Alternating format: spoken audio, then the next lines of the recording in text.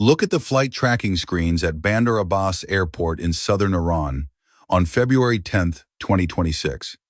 You won't find any announcements on the airport boards.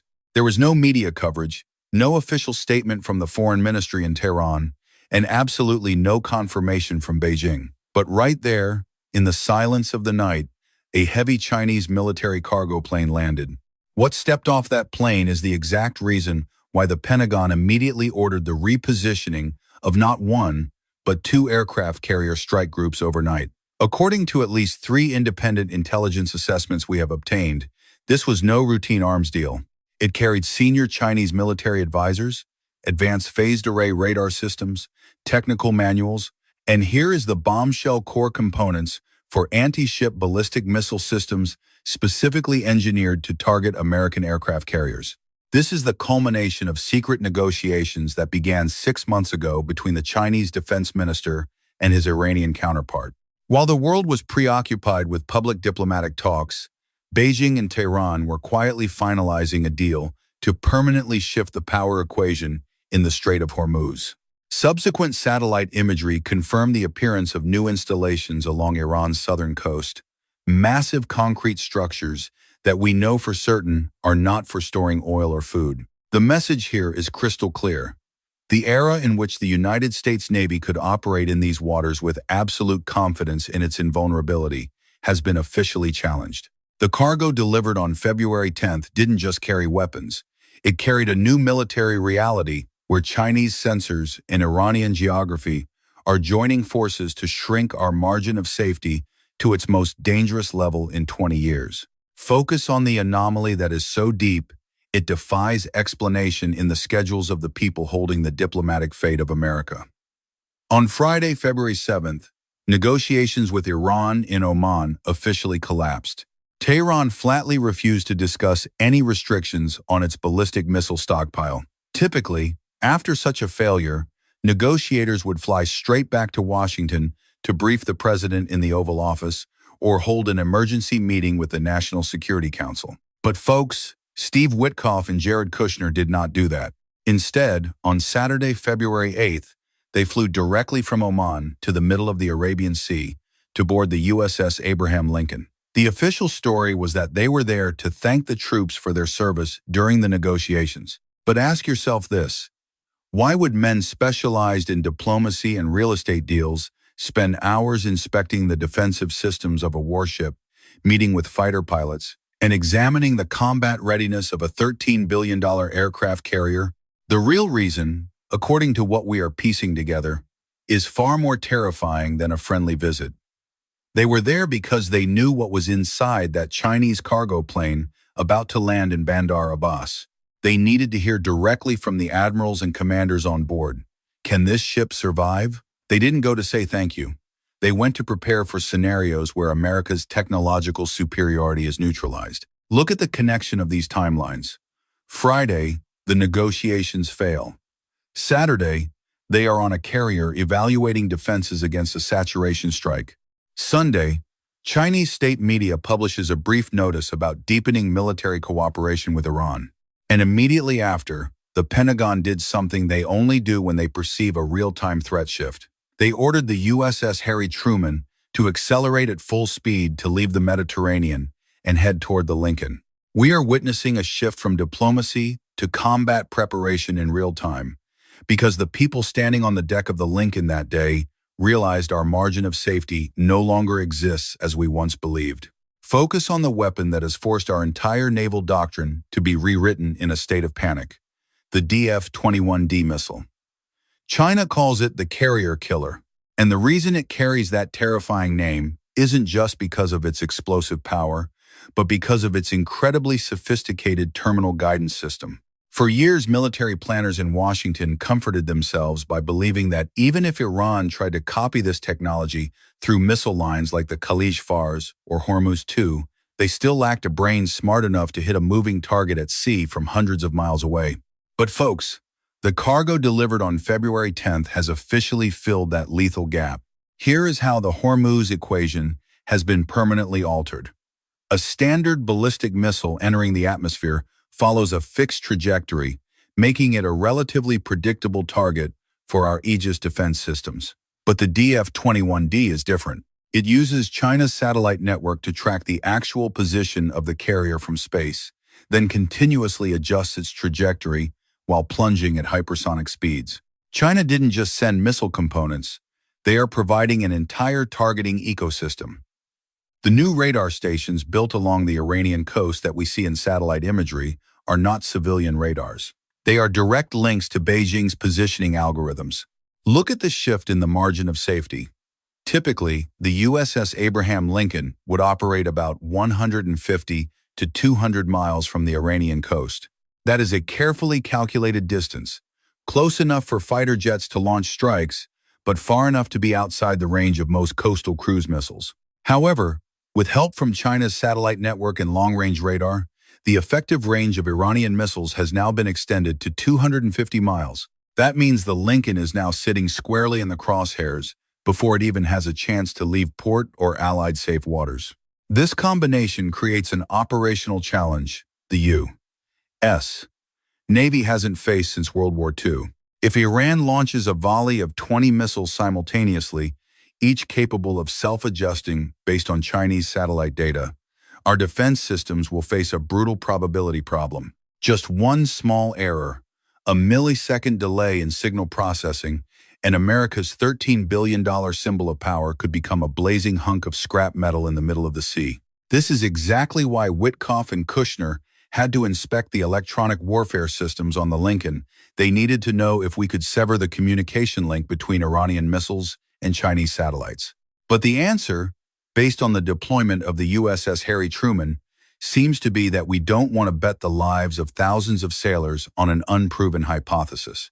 Let's talk about what military strategists call the window of vulnerability. This isn't an abstract concept on paper. It is a brutal, physical reality currently facing the USS Abraham Lincoln Carrier Strike Group.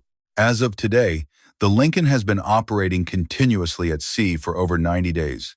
90 days of non-stop operations, 90 days of performing maintenance cycles right on the flight deck, and 90 days of the crew working at peak intensity under the sweltering heat of the Arabian Sea. Any naval expert will tell you, after 3 months of continuous deployment, wear and tear begins to accumulate. Mechanical systems start to degrade, combat readiness slips, and most importantly, human fatigue sets in. Iranian intelligence understands this perfectly.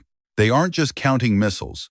They are counting the days our pilots have spent in the cockpit. They recognize that the Lincoln is at its most vulnerable state right now, just before the USS Harry Truman, with its fresh crew and perfectly maintained systems, manages to arrive as reinforcement on February 18th. This is exactly why we are seeing an unusual acceleration in Iran's coastal defense preparations since the Chinese cargo landed. Satellite imagery from February 11th shows missile transport vehicles moving into combat positions and radar systems that had been dormant suddenly buzzing with activity. Even maritime insurance companies in London, who never act based on rumors, have hiked tanker insurance rates by 18% in just 72 hours. Lloyd's of London doesn't raise prices out of vague concern. They raise them because real-time risk assessments show Iran is preparing to exploit this brief 5-day window of opportunity. Imagine the pressure on the commanders aboard the Lincoln. They are being continuously tracked by Iranian reconnaissance drones and radars, but this time, the tracking has become more aggressive. Iranian aircraft are making closer approaches than usual, constantly testing our defensive reactions. Iran is mapping American retaliatory scenarios in real time. They aren't preparing for some distant conflict. They are preparing for a clash they believe could happen this very week. The unusual silence from Iranian state media over the past few days is not a sign of de-escalation.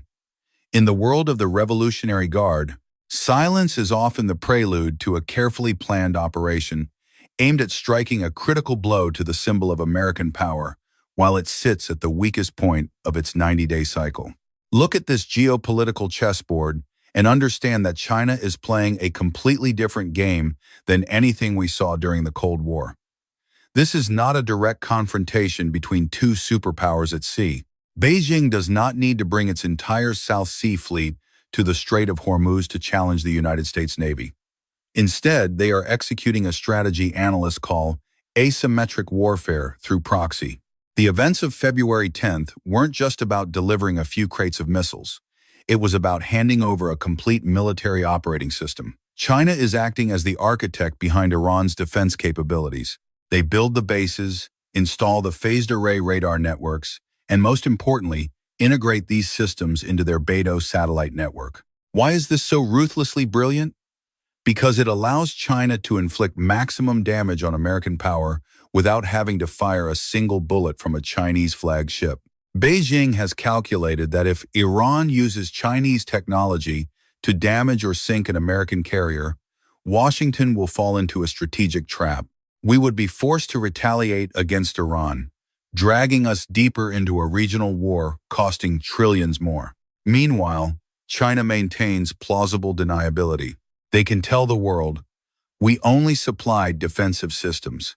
How they are used is Tehran's independent decision. This is how China erodes American naval dominance, by turning regional partners into porcupines with poisonous quills forged from Beijing steel. Observe the changes on the ground.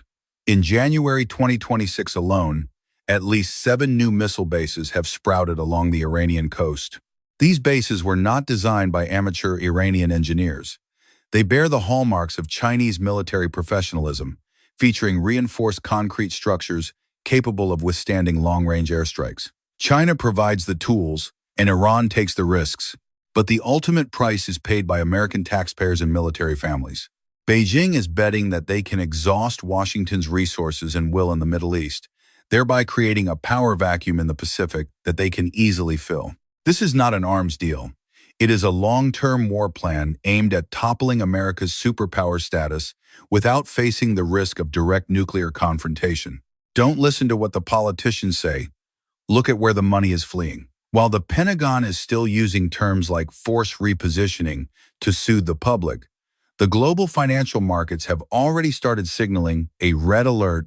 The most important number tonight isn't the missile count, it's $92. That is the price of a barrel of Brent crude oil trading right now, a jump that shows investors are starting to calculate the cost of a real conflict in the Strait of Hormuz. But here is the staggering part. The most powerful voice this week didn't come from Washington or Tehran, but from London. Specifically from Lloyd's of London, the world's largest maritime insurance market. In just 72 hours since that Chinese cargo plane landed in Bandar Abbas, insurance premiums for tankers passing through the strait have spiked by 18%. You need to understand that the people at Lloyd's don't raise prices based on Twitter posts or political rhetoric. They have their own intelligence consulting networks that assess risk based on geographical reality and firepower capability. When they raise prices by 18%, they are telling the world, we no longer believe in the safety of these waters. Look at the map of this strait. 20% of the world's oil passes through this bottleneck, which is barely 2 miles wide at its narrowest point.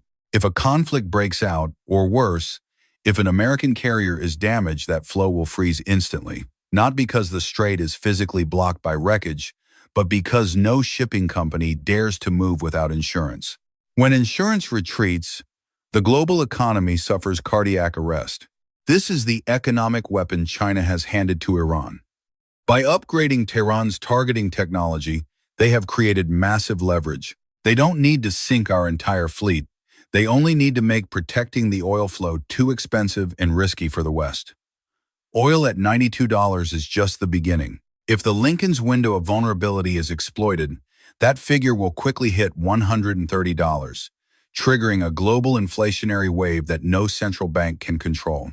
Oil traders have seen what we are deliberately ignoring, that Chinese technology in Iranian hands is not just a military threat, it is a time bomb planted right at the base of global finance. Folks, we must face an uncomfortable truth. The world order we once knew, where American supercarriers could sail through any sea with absolute confidence in their invulnerability, officially closed on February 10th, 2026. For decades, we operated on the assumption that the technological gap between the United States and regional adversaries was insurmountable. We believed the Aegis system was an impenetrable shield and that Iranian missiles were merely blind arrows. But when China decided to share its Beidou satellite network and terminal guidance algorithms, They didn't just upgrade Iran's weapons. They leveled that strategic gap overnight. The simultaneous presence of two carrier strike groups, the Lincoln and the Truman in the same theater, is not a symbol of overwhelming power like it was in 2003. On the contrary, it is an anxious admission from the Pentagon that one ship is no longer enough to protect itself against this new reality. We are forced to use quantity to compensate for technological fragility. This is the biggest lesson from the Bandar Abbas cargo. China has found a way to challenge American power without direct confrontation. They have turned the world's dependence on the Strait of Hormuz and America's confidence in its carriers into fatal weaknesses. When our diplomats must fly straight from the negotiating table to the flight deck to ask about survivability, we know the game has changed. America now stands before a chessboard where the opponent can see our every move from orbit.